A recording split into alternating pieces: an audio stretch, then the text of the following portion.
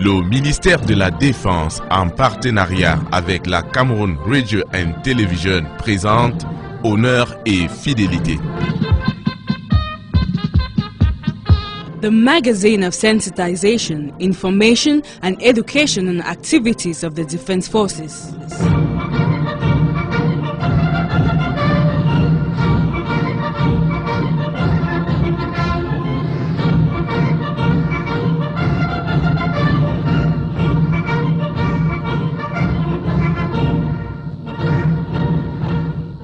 Mesdames, Messieurs, bonjour. Bienvenue à votre rendez-vous hebdomadaire Honneur et Fidélité.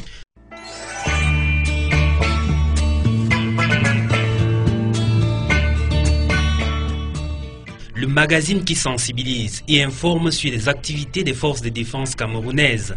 Aux grands hommes, la patrie reconnaissante. Plusieurs décennies après la fin des 2 guerres mondiales, les soldats tombés au champ d'honneur ont été une fois de plus célébrés le 10 novembre dernier à Limbé au cours d'une cérémonie à laquelle participait le secrétaire d'État à la défense chargé des anciens combattants et victimes de guerre, Koumba Issa. Au grand mot, les grands remèdes. Alors que les combattants séparatistes continuent de semer la terreur dans le nord-ouest et le sud-ouest, les forces de défense, plus que jamais aux côtés des populations civiles, à travers des dons, la reconstruction des infrastructures détruites, l'administration de soins gratuits, l'armée camerounaise est devenue le seul rempart pour les populations locales. Décryptage et interviews à suivre au cours de cette édition. Good afternoon, Staff Sergeant Enombe Asek. Only the lonely dies slowly. Real soldiers never die, but change their virtue of existence. Bon après-midi, Lieutenant Etemé Georges. Good afternoon, people of goodwill, and welcome to Honneur et Fidélité. Honneur et Fidélité, the only reliable platform where activities of the Defense Forces are nurtured, matured, and given exposure. In today's edition, we will be bringing you updates on the importance attached to a life well lived, especially if it is dedicated at the service of humanity. In this light, the Secretary of State in charge of ex-servicemen and war victims, Koumba Issa, was in Limbe representing the Minister Delegate at the Presidency in charge of Defense during the memorial ceremony organized in honor of fallen World War I and II soldiers who fought at the side of the Allied forces for peace and serenity to reign in the world. Still in this edition, we will be bringing you echoes on the impact the activities of the Defense Forces are creating in the crisis zones, besides their regalia mission of the protection of the territorial integrity, people and their properties. These and more will constitute our package for today. Stay tuned as we unfold our today's package.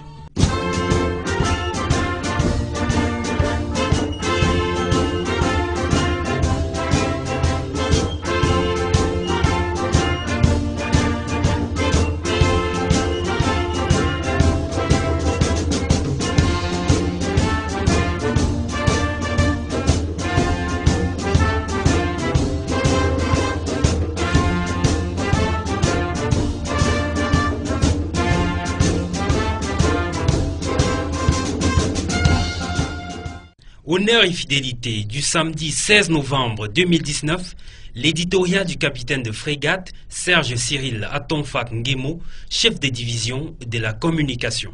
Il y a de cela 30 ans, ce qu'il avait été convenu d'appeler le vent de l'Est soufflait sur l'Europe à la faveur de l'écroulement du mur de Berlin, point de départ d'une nouvelle reconfiguration des lignes de force dans le monde. L'espoir était fondé de voir s'atténuer et peut-être disparaître les foyers de tension inter- et intra-étatiques, foyers jusque-là suscités, entretenus et justifiés par une farouche opposition entre les principaux courants idéologiques. Ce rêve d'une ère de paix s'est en partie matérialisé, en partie seulement. Nation ne levant plus l'épée contre nation, tel qu'ambitionné par l'Organisation des Nations Unies, mais sans pour autant que les épées ne se transforment en socs de charrue. En effet, la guerre ne s'est point arrêtée, au contraire. Simplement, par le jeu du transfert des compétences, elle se pratique autrement, ses objectifs étant les mêmes. Ainsi, les États ne font plus face à un ennemi dont la nature, le volume et les positions sont connus. L'ennemi n'est plus de la taille d'une compagnie, d'un régiment ou d'une brigade. Il n'aborde plus d'insignes distinctifs du combattant, bien au contraire. Il prend les couleurs de la foule, il transforme en armes de destruction aveugle les objets du quotidien, il fait de chaque individu une bombe humaine. En dépit de ces proclamations, l'ennemi actuel n'est pas au service des populations. Il n'est que le bras séculier d'intérêts groupusculaires. À la fin de la guerre froide, l'on se serait attendu à la consolidation des frontières étatiques. Que non, ou alors, pas tout à fait. Car cependant que les grandes nations formaient de grands ensembles supranationaux, tout ou presque était mis en œuvre, que dis-je, tout ou presque est mis encore en œuvre aujourd'hui pour balkaniser les États les moins nantis. Cette logique de l'affaiblissement par la partition est de préférence dirigée contre les États à fort potentiel de développement. D'où l'irruption aussi soudaine que violente de velléités séparatistes, d'où l'apparition de puissants groupes terroristes armés et criminels à l'instar de Daesh, Al-Qaïda, Al-Nosra au Proche-Orient, de Al-Shabaab dans la Corne de l'Afrique. Idem pour le Moujao, les Moudjahidines, ainsi que la province Afrique occidentale de l'État islamiste dans l'arc sahélo-saharien, celui qui nous concerne. D'autres groupuscules écument les emprises terrestres et maritimes du golfe de Guinée, notamment aux confins du Nigeria et du Cameroun. Boko Haram, le Mend et les cartels ambazoniens sont du nombre, tous des monstres qui font régner la terreur par le poignard et la poudre. En réalité, et en attendant une éventuelle restructuration de l'ordre mondial, l'international terroriste s'est engouffré dans la brèche. Ne dit-on pas que la nature a horreur du vide? Dans sa réponse au vœu du corps diplomatique en date du 9 janvier 2018, le président de la République, chef des forces armées, son Excellence M. Paul Biya, avait porté cette interrogation d'ailleurs toujours d'actualité, que je cite. Alors que les progrès de la science et de la technologie donnent à l'homme des pouvoirs chaque jour plus extraordinaires, va-t-on voir le monde nouveau qu'on nous annonce faire fausse route et revenir à des divisions et des querelles d'un autre temps?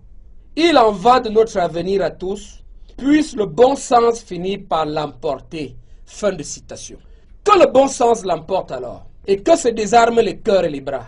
Que le bon sens l'emporte, et que les enfants du Cameroun, tous réconciliés, se serrent les coudes pour préserver l'intégrité et assurer l'essor de notre chère patrie, le Cameroun.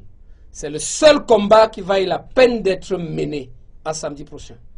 Good afternoon, Major, and welcome on board this 56 minutes flight, Honor et Fidélité. Good afternoon, Staff Sergeant.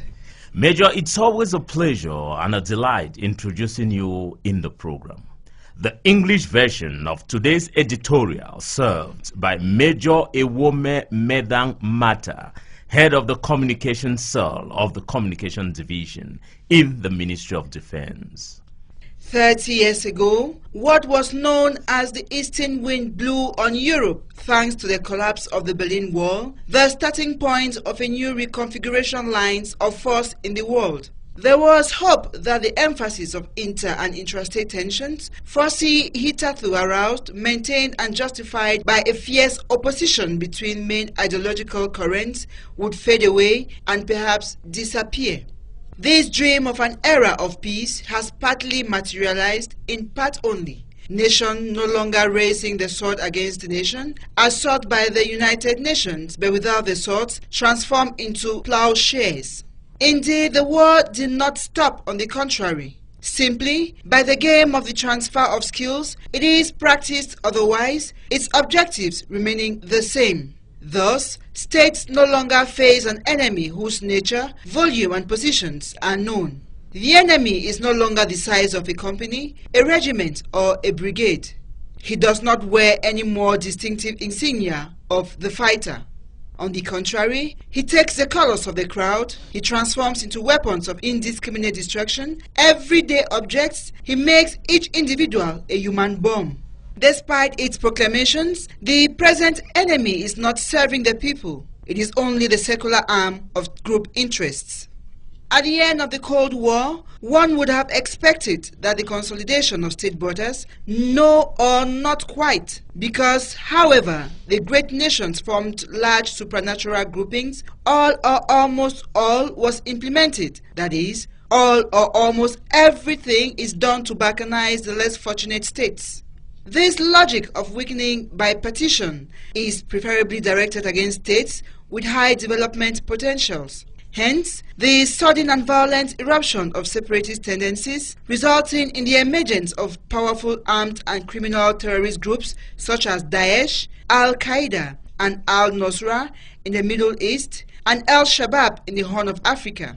Ditto for the Mujahou, the Mujahideen, as well as the West African province of the Islamic State in the Sahelo-Saharan arc. Other groups came the land and sea of the Gulf of Guinea, particularly on the borders of Nigeria and Cameroon. Boko Haram, the Mend, and the Ambazonia cartels are among the number, all monsters that rain terror with the dagger and powder. In reality, and pending a possible restructuring of the world order, the international terrorist has engulfed in the breach. Is it not said that nature hates emptiness? In its response to the wishes of the diplomatic corps, dated January 9, 2018, the President of the Republic, Commander-in-Chief of the Armed Forces, His Excellency Paul Biya, had raised this question, which is still relevant today, and which I quote: "As the progress of science and technology gives man more extraordinary powers every day, will we see the new world that we are told to go astray and return to divisions and quarrels? From another time, our future is at stake. May common sense eventually prevail." End of quote. Let good sense prevail and let hearts and arms be disarmed. May common sense prevail and the children of Cameroon, all reconciled, stick together to preserve the integrity and ensure the development of our dear fatherland, Cameroon. This is the only fight that is worth fighting. News of the week. L'actualité de la semaine.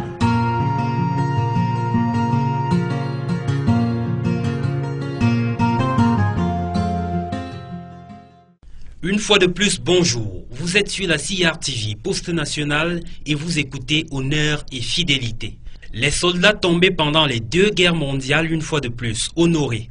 Comme il est de tradition chaque mois de novembre, la mémoire de ces valeureux hommes tombés au champ d'honneur a été célébrée par la Grande-Bretagne. La cérémonie organisée par le haut-commissaire, son Excellence Rowan Laxton, a eu lieu le 10 novembre dernier au Jardin botanique de Limbe, en présence du secrétaire d'État à la Défense, chargé des anciens combattants et victimes de guerre, Kumpa Issa. Le compte rendu de cette cérémonie avec vous, maître principal, Calix Arsène Edou Obam.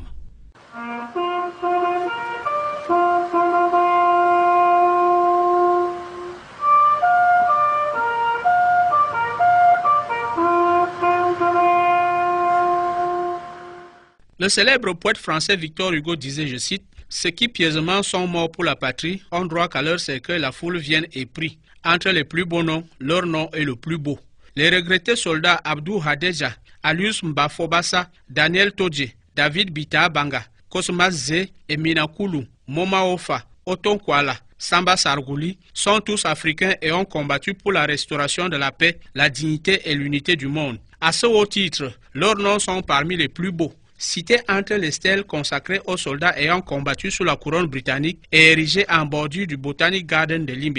En ce lieu de splendeur naturelle et quasi solennelle, à l'invitation de son Excellence Rowan Laxton, haut-commissaire de Grande-Bretagne au Cameroun, le secrétaire d'État à la Défense chargé des anciens combattants et victimes de guerre Kumpa Issa a pris part à la célébration de la journée souvenir dédiée aux soldats morts lors des guerres mondiales au Jardin botanique de Limbe dimanche 10 novembre 2019. Après la phase protocolaire, ponctuée par la remise du bouquet de fleurs au secrétaire d'État à la Défense chargé des anciens combattants et victimes de guerre, le haut-commissaire du Royaume-Uni au Cameroun conduit son invité au cénotaphe situé aux confins de la rivière Victoria sous le regard du gouverneur de la région du Sud-Ouest et du préfet du Fako. Sitôt après leur installation, la cérémonie brève et hautement recueillante débute par le mot de remerciement du plénipotentiaire britannique à tous ceux qui ont fait le déplacement et loue l'esprit de sacrifice des héros du jour dont on célèbre la mémoire. S'ensuit alors le moment religieux. Ici, l'assistance peut vivre dans sa partie concrète l'expression de la laïcité du Cameroun. Monseigneur Thomas Dibo, évêque de l'église anglicane du Cameroun, El Hadj Issa Koutou, imam de la mosquée de Limbe Newtown, l'abbé Malangue de l'église catholique romaine et le révérend père Anatole Defo de la paroisse Saint-Pierre. L'un après l'autre recommande le repos paisible de ces combattants pour la paix du monde sans omettre d'y associer la paix au Cameroun. 2 minutes de silence selon la tradition britannique précèdent la pose des gerbes de fleurs dans le cénotaphe. Ici, le haut-commissaire de Grande-Bretagne, le secrétaire d'État à la défense chargé des anciens combattants et victimes de guerre, le conseiller militaire de Grande-Bretagne près du haut-commissaire, le gouverneur du Sud-Ouest, le préfet du FACO et les autres diplomates s'inclinent dans le cénotaphe en posant chacun une gerbe. La séance de photos de famille est la dernière articulation sur le lieu de la cérémonie avant le cocktail offert au City Restaurant à Bota Junction. Il convient de rappeler que le secrétariat d'État à la défense chargé des anciens combattants et victimes de guerre prenait part à cette cérémonie en conformité avec ses attributions statutaires qui, entre autres, le charge de l'entretien, du développement et de la promotion du devoir sacré de mémoire et du souvenir. Devoir rempli donc à cette autre occasion.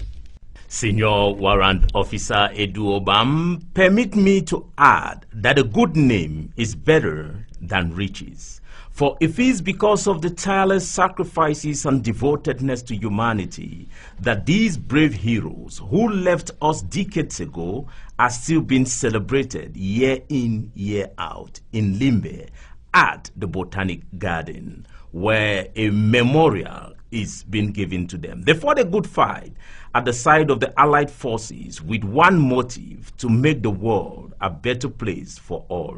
Reasons why their names are engraved in gold and their legacy is still living even after their death. If we intend to keep the peace these heroes fought for, we need to act with our hearts and not with our heads. For the heart sees farther than the head.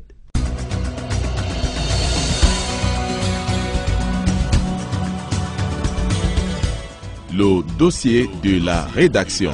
News Dossier.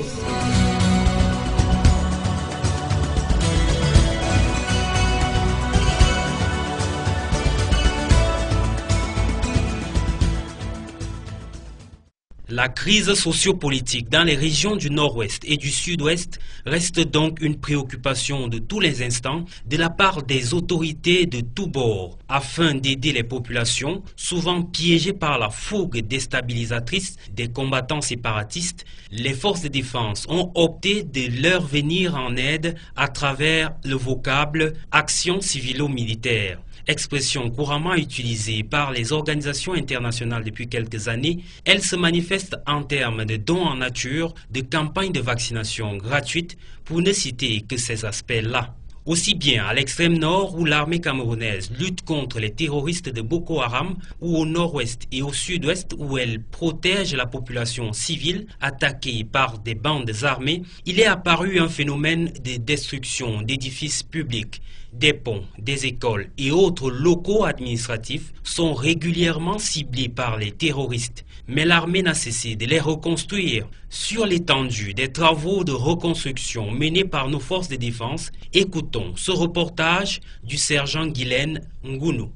Les foyers de tensions divers présents dans certaines parties de notre pays engendrent inévitablement un déséquilibre social et un ralentissement dans le développement des localités concernées. Dans le septentrion comme dans les régions du nord-ouest et du sud-ouest, les insurrections de la secte islamique Boko Haram ou les attaques perpétrées par les séparatistes ont causé de nombreux dégâts avec la destruction des édifices publics. Les forces de défense à travers le génie militaire et le bataillon d'intervention rapide BIR se mobilisent et s'activent énergiquement pour la reconstruction, le réaménagement et la réhabilitation des infrastructures endommagées ou complètement démolies après les combats armés ou alors en bâtissent de nouvelles au profit des populations. Que ce soit à Diguina, à Waza, à Platari ou alors à Manowarbe, on dénombre plus d'une centaine d'écoles dévastées par les multiples assauts des bandes armées. Ces établissements scolaires ont été tous reconstruits et réaménagés grâce aux travaux de génie civil des professionnels des forces armées. On peut ajouter à cela la réalisation de plusieurs projets de développement, à savoir le réaménagement des routes et des ponts, et à l'exemple, le pont de Maï 37 et du pont de Bobongo dans le département de la Manchoum, dans la région du Sud-Ouest, ouvrages saccagés par les rebelles. Les travaux de reconstruction du radier sur la rivière Choum dans la région du Nord-Ouest s'ajoutent à la liste des multiples actions des militaires pour le rayonnement des zones affectées. Ce savoir-faire technique constitue la preuve sur laquelle s'appuient les institutions nationales et les organismes internationaux pour établir des partenariats durables dans le domaine du génie civil avec nos forces de défense. Ainsi, la collaboration avec l'Agence française de développement AFD pour le programme C2D a favorisé la réhabilitation d'une dizaine de salles de classe avec latrines et blocs directeurs type rural endommagés lors des assauts des bandes terroristes Boko Haram à Amchide, à Sanjawa, à Kourgi ou à Marasva, les localités situées dans les départements du Mayo-Sava et du Mayo-Tanaga dans la région de l'extrême nord. Les actions des militaires dans le développement local sont avérées dans toutes les parties du pays et surtout dans les zones chrysogènes. Malgré les missions régaliennes dévolues à nos forces de défense, le bien-être des populations reste une priorité et un perpétuel défi qu'elles relèvent haut la main. Away from infrastructural achievements, let's now talk education, which happens to be the conscious and deliberate effort to create an atmosphere of learning and the learning process so that learners are actively developing the potential to have the spiritual strength of religious self-control, personality, intelligence, noble character, and the skills needed by themselves and the society. Here we are talking of education, which is the fundamental right of a child. What is the role then played by the military for an effective schooling in crisis zones? Senior Warrant Officer Emmanuel Tata Wolowa investigated on this pertinent issue and compiled the following. According to statistics tabled by the United Nations Children Emergency Fund, UNICEF, more than 2,000 schools were closed across Cameroon, Nigeria, Chad, and Niger, while hundreds of others have been attacked, looted, or set on fire in the quest to create an independent Islamic State. These are the list of actions perpetrated by Jamatu Ali Sunna Lidawati Wal Jihad, commonly known as Boko Haram jihadists, to paralyze education. That is the chapter in the far north region and neighboring countries. Take a walk to the northwest and southwest regions where the separatist terrorist group baptized Ambazonia, whose regard for schooling is not far different from that of Boko Haram sect. In the face of this new form of threat which is gradually degrading the education sector, the Cameroon Defense Forces can't stay calm and watch the children of Cameroon suffer from an unconscious generation. As a professional corps, the Cameroon Defense Forces, through its well-trained teachers, are deployed to some of these schools where government teachers are scared of the grief either by the Boko Haram sect or the separatist group in the northwest and southwest regions. To this, schools are secured while military teachers keep their guns and take the chalk in order to contradict the illogical stance of these terrorists. As another action in promoting education, the Cameroon Defense Forces has resorted to another form of civil military actions, which include reconstruction and construction of schools that suffered arson. School kits are not left out as students and pupils receive donation from the Cameroon Defense Forces to ease their education needs. In this vein, education occupies an important stand in the future of children, or better still, a background in the hope of our children. It is for this reason why the Cameroon Defense Forces, as a partner of development in the emergence of our beloved and cherished nation, can't shy away in preserving this wealth. In other words, if you teach a child, you will win a leader. En dehors de la reconstruction des infrastructures et la refondation du système éducatif dans les zones en crise, il existe un autre aspect non moins important à travers lequel nos forces de défense expriment leur générosité. Il s'agit de la distribution des dons en nature, notamment le matériel de couchage, les denrées alimentaires et les médicaments. Et vous nous dites, Sergent François Ntap, que ces campagnes vont bien au-delà des missions régaliennes des forces de défense. L'armée camerounaise a toujours œuvré pour le bien-être de sa population. En temps de paix comme en temps de crise, ces hommes et femmes dévoués à une juste cause qu'est la protection de l'intégrité territoriale se déploient sur toute l'étendue du territoire, non seulement pour accomplir leur mission première, mais aussi pour venir en aide aux nécessiteux. Il n'est donc pas surprenant de voir cette armée faire des dons à l'endroit de la population dont elle ne saurait ignorer les souffrances. Du nord au sud, de l'est à l'ouest, son altruisme n'est plus à démontrer. Lorsqu'elle n'est pas en train d'offrir du matériel didactique aux élèves provenant des familles démunies dans l'extrême nord à la veille d'une rentrée scolaire, elle se charge de donner du sourire aux pupilles de la nation qui bénéficient de ce don chaque année sur toute l'étendue du territoire en guise d'accompagnement dans leurs études. L'éducation n'étant pas son seul cheval de bataille, il arrive qu'on la retrouve aussi souvent dans le domaine sanitaire, car la santé de la nation reste l'une de ses plus grandes préoccupations. Faisant fi de l'hostilité à laquelle elle pourrait faire face dans certaines localités en crise, des caprices de la météo ou encore des difficultés face à un relief peu accessible, pour ne citer que ces cas, l'armée camerounaise fonce tête baissée pour voler au secours de sa population à travers des dons en médicaments, des consultations médicales et même des soins médicaux. Une opération pareille faite par la 21e brigade d'infanterie motorisée dans la localité de Chobi en la date du 17 août 2019 est un exemple parmi tant d'autres. Face aux multiples problèmes des régions en crise, cette armée ne se fait pas attendre pour réagir sous quelque forme que ce soit. Sur ce, au-delà des soins et autres dons faits aux populations qui se trouvent dans le besoin, elle est souvent allée jusqu'à les fournir en denrées alimentaires. Dernier exemple en date, celui de Kumba au mois de mars de l'année en cours. Après un échange, les éléments des forces de défense camerounaises ont procédé à la distribution des denrées alimentaires de toutes sortes aux populations ayant quitté leur domicile du fait des affres de la crise. Des actions et bien d'autres dont la liste ne saurait être exhaustive. Elle confirme que l'armée camerounaise reste toujours proche du peuple et prête à servir.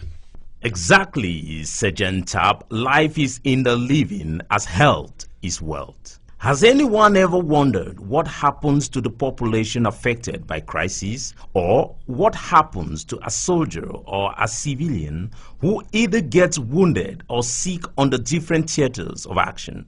Well, it's due to the technicality, promptness, and humanitarian works of health structures in the Ministry of Defense implanted in all the 5 joint military regions. Melo Sharif Fese Wopeya, you took interest in these actions. What's your take?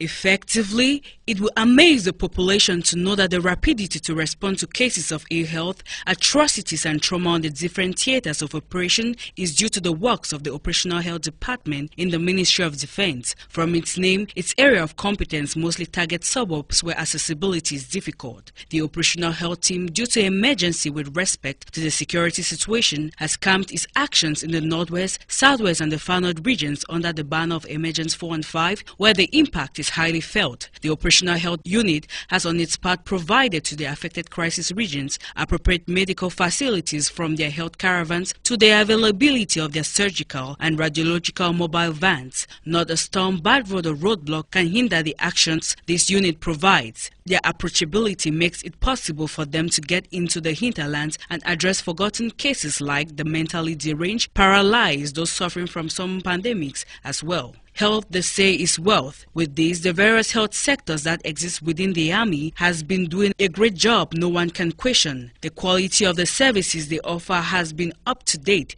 due to the expertise and competence of a well-trained staff. Some examples include the actions of the 5 joint military regions, namely Yaoundé, Douala, Garoua, Maroua and Bamenda. All these regions are great to have hospitals and dispensaries which have been those centers that welcome patients and act up immediately to their health difficulty. Their promptness is the quality that has gone ahead to set the standard for them. Operation Saving Lives is what they do day in, day out. The Rapid Intervention Battalion, being an elite corps and commonly called the B, surely deserves accolades as they penetrate the suburbs due to the sophisticated nature of their health facilities. They pitch tents and even distribute drugs to patients. Usually, they provide health campaigns, pre-medical examinations, vaccinations, as well as consultations. They also provide to the local populations affected by the crisis adequate health care due to the fact that they have a well-trained personnel that assists even in cases of childbirth. Away from the Bi, Isongo, Ekondotiti, Idabato and other villages that benefit from the health services offered by the Navy, as it can boast of dispensaries and health centers which are constructed and furnished with the necessary medical facilities to attend not only to soldiers but the riverine population in those places. We therefore cannot dispute that one basic principle of the defense forces is assisting the population through the commendable civil or military actions they carry out in crisis zones. And as much as the pledge on the battlefield not to leave any soldier behind, they as well take into consideration the well-being of the common people, be it innocent civilians or wounded assailants. A pure example of love in its purest form.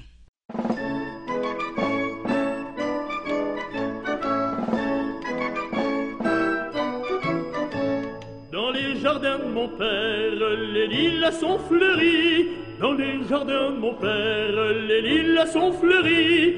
Tous les oiseaux du monde viennent y faire leur nid. Auprès de ma blonde, qu'il fait bon, fait bon, fait bon. Auprès de ma blonde, qu'il fait bon dormir. La caille, la tourterelle et la jolie perdrix. La caille, la tourterelle et la jolie perdrix. Et ma jolie colombe qui chante jour et nuit. Auprès de ma blonde, qu'il fait bon, fait bon, fait bon.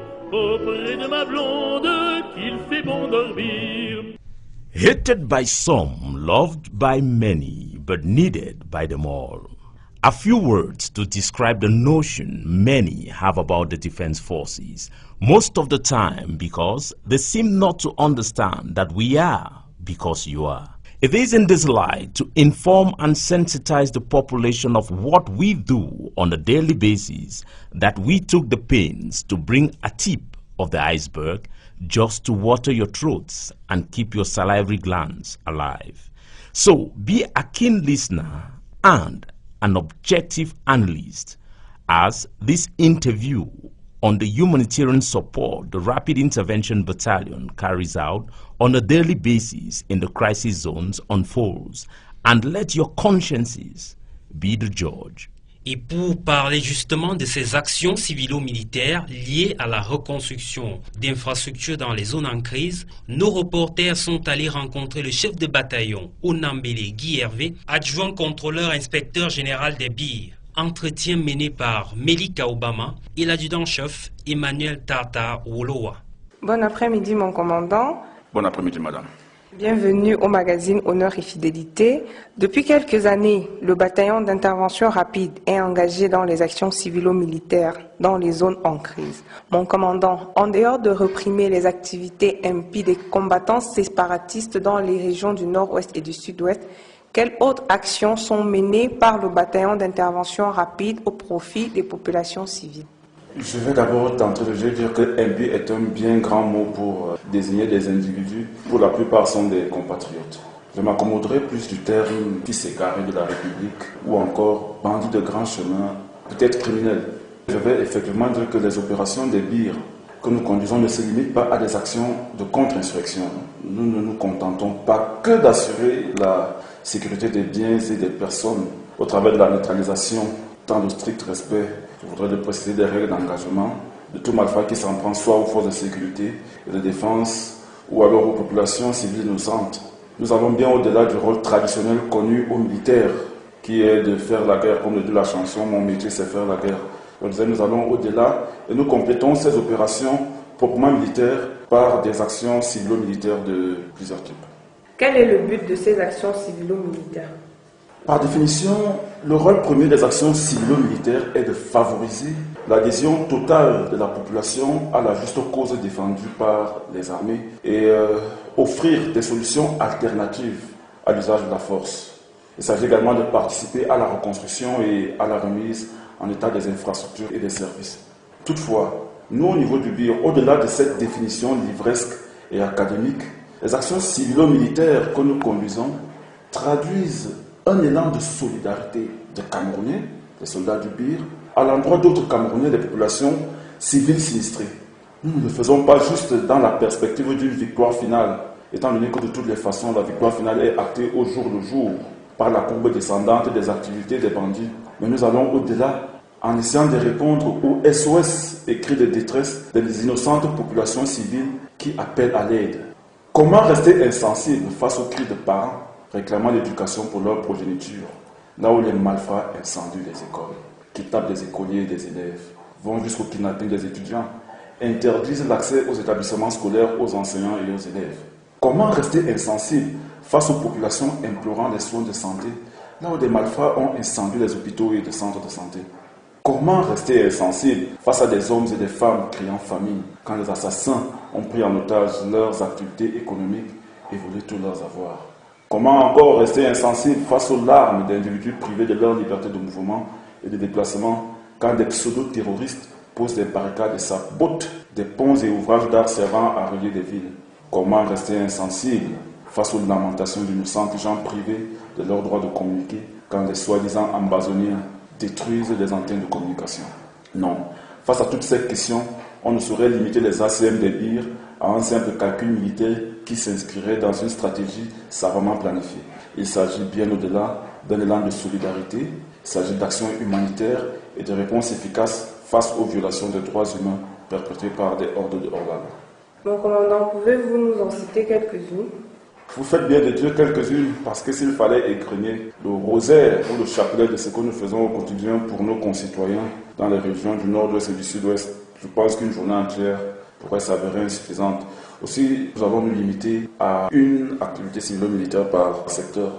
Dans le secteur de l'éducation, on peut citer la réhabilitation complète de l'école primaire et maternelle du Dinao en septembre de cette année, avec un important don de livres, de cahiers et de tables-bancs, plus l'instauration d'une garde permanente autour de l'école pour rassurer les parents. Dans le secteur de la santé, la campagne de santé de Mbongué de mai de cette année, qui a vu la participation massive de centaines d'hommes et de femmes, est un exemple fort. Au cours de la dite campagne, plus de 800 consultations ont été effectuées, ainsi que la distribution d'importantes quantités de médicaments et de plus de 50 interventions chirurgicales. Concernant le secteur de l'appui à la mobilité, nous pouvons parler de la reconstruction du pont de Malta 17 dans la Mentum pour la plus grande joie des populations ribéraines qui étaient coupées du monde depuis bientôt 2 ans. Good afternoon, Major, and thanks for receiving the team of Honor Fidelité in your pastor's office. I'm the one to thank the communication cell of the Ministry of Defense. So we would like to focus on the present security situation in the Northwest and Southwest region. What do you know, apart from cracking down the ungodly activities by separatist fighters in the Northwest and Southwest regions, what are some of the actions carried out by the Rapid Intervention Battalion for the benefit of the population? Well, as you say, our operations on the battlefield in the regions of the Northwest and Southwest are not only limited to the counter-insurgency actions or anti-terrorist actions. We also conduct civil-military operations in favor of civilian populations. Some may say it's political, but what's the purpose of civil military actions carried out by the Rapid Intervention Battalion? In the military in general, we say that the primary role of civil military operation is to promote the total adherence of the population to the right cause defended by an army, and also to offer alternative solutions to the use of force, to participate in the reconstruction and rehabilitation of infrastructure and service. But beyond this bookish and academic role, the civil military operation we conduct translate a sort of solidarity of Cameroonians, base soldiers to Cameroonians, the civilian population suffering. Do not just do it in the perspective of a final victory, which is certain according to the downward curves of the bandit activities, but more to respond to the SOS and cries of distress from the innocent civilian populations who cry for help.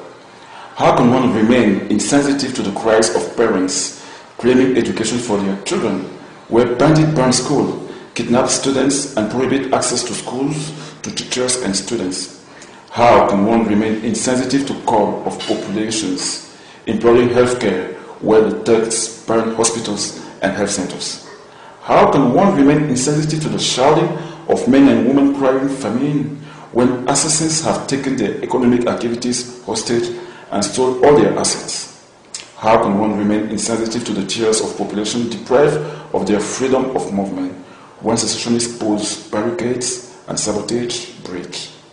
How can one remain insensitive to the lamentations of Tunisian people deprived of their right to communicate when the so-called Amazonians destroy communications antennas?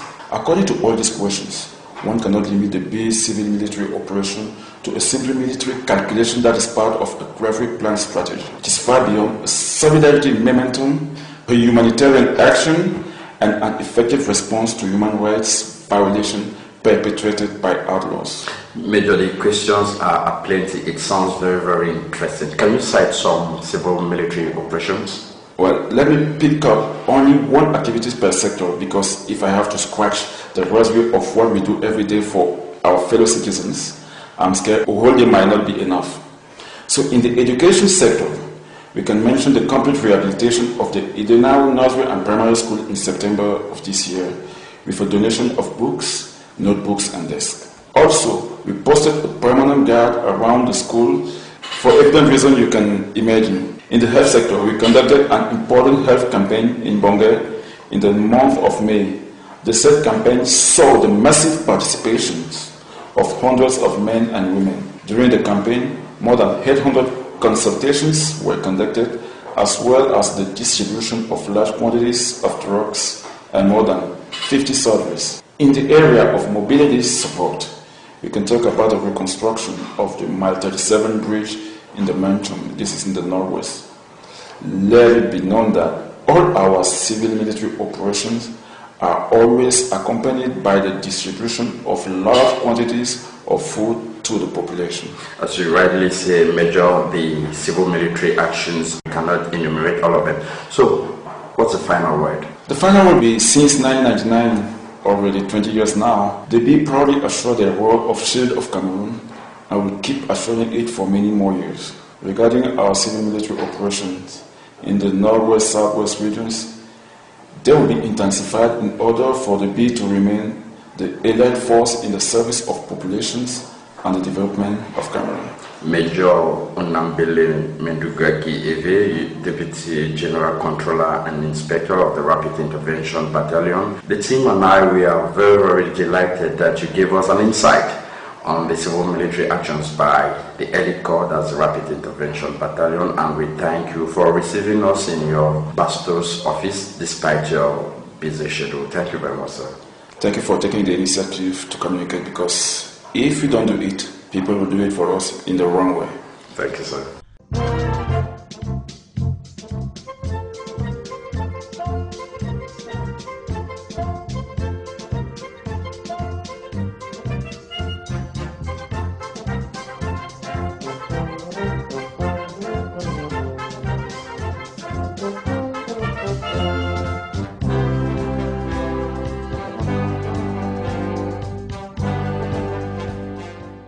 Un tout autre aspect à présent, celui de la santé. Avec la destruction du tissu sanitaire local, les populations sont souvent obligées de parcourir des dizaines de kilomètres pour se faire consulter. Fort heureusement, les équipes de la direction de la santé opérationnelle restent à pied d'œuvre. Let's listen with our hearts and not our heads, for the heart sees further than the head. As you listen to this other interview with Dr. Colonel Abeng Mbozo, the service head of the Military Operational Health Unit, interviewed by Senior Warrant Officer Gervais Bechem and Meloshari Wopeya. Colonel médecin Abeng Mbozo Emile, bon après-midi et merci de nous recevoir. Bon après-midi et bienvenue à la division de la santé opérationnelle. Faudrait-il le rappeler, vous êtes le chef de division de la santé opérationnelle. Quelles sont les actions civilo-militaires qui sont menées par votre formation sanitaire en faveur des populations des zones affectées par la crise?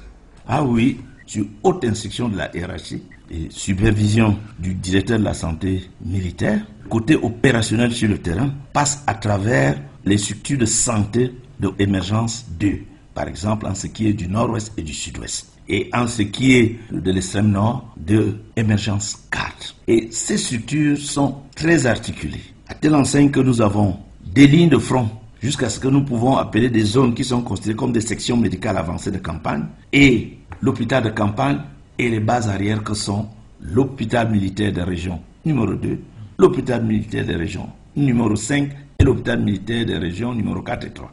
Voilà grosso modo cette pyramide puissante qui est mise sur le terrain. Et cette pyramide se retrouve dans des endroits les plus difficiles d'accès. Vous en conviendrez que dans des zones à risque et dans des zones de bataille, c'est difficile de trouver le personnel santé civil. C'est notre personnel qui assure la continuité de l'essentiel.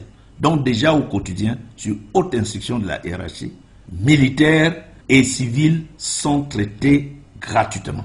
Et qu'en est-il des assaillants, mon colonel?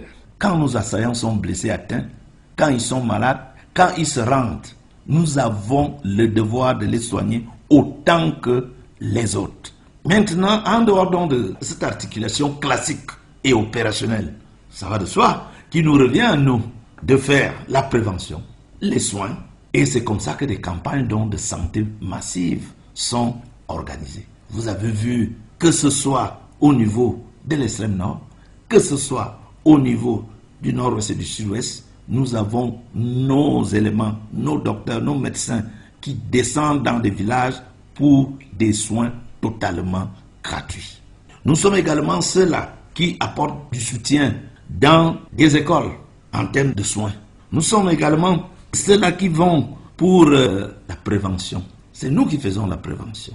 On vient de gérer le choléra dans le Grand Nord. C'est les structures de santé opérationnelle qui étaient les premiers à être informés et le haut commandement a agi promptement. Et on a jugulé l'épidémie de choléra dans l'extrême nord. Nous avons également été parmi ceux qui ont vite signalé l'alerte en ce qui est du monkeypox dans le sud-ouest. Et nous sommes ceux-là qui allons pour javeliser également des points d'eau, distribuer tout ce qui est préventif. Nous allons même jusqu'à faire également des séances de vaccination préventive. Et de temps en temps, nous regroupons les familles entières pour apporter des soins. Quelles sont les différentes pathologies que vous rencontrez et comment se passe leur prise en charge sur le terrain? Les pathologies en ce qui est du monde civil que nous appuyons, ça va de soi que quand nous faisons les grandes campagnes de soins, les principales pathologies que nous rencontrons, il y a le paludisme, le néonatal. Il est encore terrible. Il entraîne la mort et la désolation au niveau même des familles, des femmes enceintes et des jeunes enfants. Parce que quand nous faisons nos campagnes, nous n'avons pas de distinguo. Nous soignons tout le monde, les enfants, les femmes enceintes et autres. Alors, il y a le paludisme, il y a les parasitoses, il y a les pathologies liées à la mauvaise qualité de l'eau, il y a la mauvaise qualité des denrées qu'on ingère. Vous savez que les populations déplacées le plus souvent sont obligées de vivre dans des zones non indiquées et par conséquent, l'hygiène étant approximative, ces pathologies-là apparaissent. Nous avons donc, grosso modo, le paludisme, les parasitoses, la fièvre typhoïde, les pathologies paratyphiques et autres. Et nous avons également les arthroses. Les populations, le plus souvent, c'est des travailleurs des zones rurales. Il y a également des cas de hernie que nous parvenons à gérer. Et tout ce qui est également de chirurgie ambulatoire, nous le gérons. Nous trouverons également des patients avec des ulcères. Mais maintenant, il y a un autre volet que je dois vous signaler. C'est le volet triste. Parce qu'avec les atrocités vécues sur le terrain, avec des tirs qu'ils reçoivent, les balles, les sévices corporels, tout ce que ces populations subissent est assez affreux et assez cynique à le voir. Pour certains, c'est assez difficile. Mais pour l'affronter, c'est toujours le personnel du service de santé qui les prend en charge et gratuitement. Colonel médecin Abin Bozo-Emile, merci pour votre disponibilité. Merci. Good day, Colonel. I would like to find out what are some of the vital actions you have carried out in crisis zone, that is the Northwest, the Southwest and the Far North regions of Cameroon. First of all, in the Northwest and Southwest, we have a lot of personnel everywhere. You see that in this region, there are some rough area, you can just find military personnel. You can just find the personnel of the military health. So they have a lot of things they are doing in this part. They are taking care of patients, military and civilian, first of all, every day. And they have a lot of campaign they are doing. They are doing campaign. These campaigns are for the population who are in these places. You know, this population who are stayed there, more of them don't have any civilian medical services. It's just our service who are doing it. So there are a lot of campaigns in the northwest, in the southwest, even in the north. For instance, you see the fight against cholera in the north. Our structure were one of those who did the answer of this big problem. So in southwest too, if you talk about monkeypox, it's them who early recognize these diseases and send these messages to us, and we stop it. So there are a lot of things they are doing every day, and they have what we call small medical posts, first aid centers. And what I want to say really is that in very rough area, in very difficult area, the team you can find is just personnel of medical services. I would like to find out from you, what other actions of the military operational health do you carry on? That is the innovations that are on the field at the moment. Oh, very good, very good. Thanks a lot for that. You know, we are going to work, the harder they come. So we are going to do our best in a few days. For instance, innovation is to make the surgical unit work. First of all, to be functional, to be in the field of battle. So to help those who are fighting opponents, first of all. Secondly, we have what we call the radiological unit. With the radiological mobile unit, you can even do everything you want in radiology and in a very rough area. You can bring it, have a radio everywhere. So it's very, very useful for those who are in the field of battle. And we have also what we call the blood bank. You have to organize it so as they can have blood every time and a very good quality of blood. To work with this mobile laboratory who are going to help us to make exam, all kind of exam in the field of battle. And all these things are very, very important for civilian and for military. All this equipment in the field of battle is what we really need, is what are going to be very, very helpful. We have another thing to improve the quality of water. You know, there are a lot of things you have to wait for good water who are coming from very far. But if you have this equipment, you can even give you water everywhere you are. Just to have any kind of water, you can transform it to be clear and potable.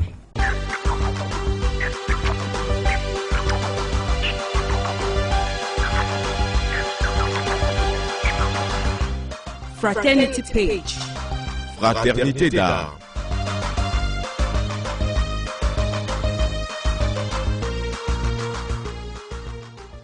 En sport, les demi-finales du championnat national de volley-ball se sont jouées dimanche dernier à l'École nationale des travaux publics de Yaoundé. Les clubs fanions de volley-ball des forces armées et police prenaient part à ces joutes sportives. Vont-ils rééditer l'exploit de l'année dernière en qualifiant 2 équipes pour la finale? La question, je vous la pose. Adjudant Alexandre Mpeli-Mézing. Les forces armées et police n'aligneront pas 2 équipes en finale cette année pour ce qui est du championnat national de volleyball. La faute à Cameroun Sport en monsieur qui est venu à bout de notre plénipotentiaire. AS FAB, pourtant tenant du titre, est tombé devant Cameroun Sport dans un match à couper le souffle et interdit au cardiaque. Score de la partie 3-7-2, 25-17, 25-21, 25-30, 16-14. La seconde demi-finale opposait les Amazones des forces armées et police aux filles de Bafia Volleyball Evolution. Fort de son expérience et surtout motivé par le titre de champion d'Afrique de la zone 4, AS FAB Volleyball a imposé sa suprématie sur la formation du département du Mbam et Inubu qui n'a pas fait le poids 3-7-0. Pour l'affiche de la finale, Nyon et que les croisera AS FAB dans un match qui promet d'ores et déjà des étincelles. Pour ce duel de l'édition 2019, nos filles auront à cœur de remporter le premier trophée du championnat de leur histoire, tandis que Nyon et que les vise le doublé, après avoir remporté la Coupe du Cameroun au mois de juin dernier. La finale, monsieur, opposera quant à elle Cameroun Sport à l'association des jeunes volleyeurs de Marois. Le bouquet final est prévu pour le 30 novembre prochain au complexe sportif de l'école des travaux publics de Yaoundé. À votre suite, mon adjudant, cette information qui nous arrive à l'instant, le Cameroun abritera du 26 novembre au 1er décembre 2019 le second tour qualificatif de l'Africa Basketball League au Palais Polyvalent des Sports de Yaoundé. Lieutenant, our past and present glories in the domain of basketball in the continent accounts for our hosting of the second qualification rounds of the African Basketball League at the Multipurpose Sports Complex in Wada, Yaoundé, which will run from November 26 to December 1, 2019.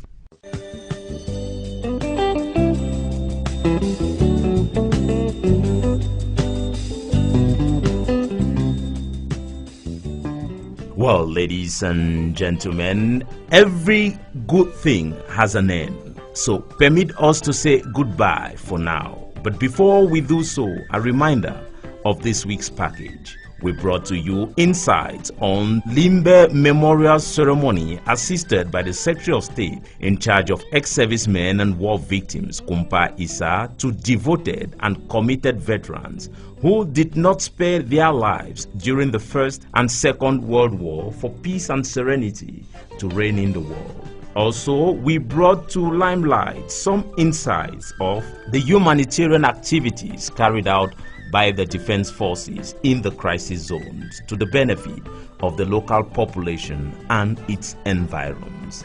Shalom. Supervision technique, lieutenant Kekutan Karl. Montage et mixage, sergent-chef Ziki. Réalisation, adjudant Mac Magiak Luc. Au microphone, Staff Sergeant Eno Mbe Asek. Et moi, le sous-lieutenant Etemé Ibalé Georges. Merci d'avoir été des nôtres tout au long de cette édition de votre magazine bilingue Honneur et Fidélité.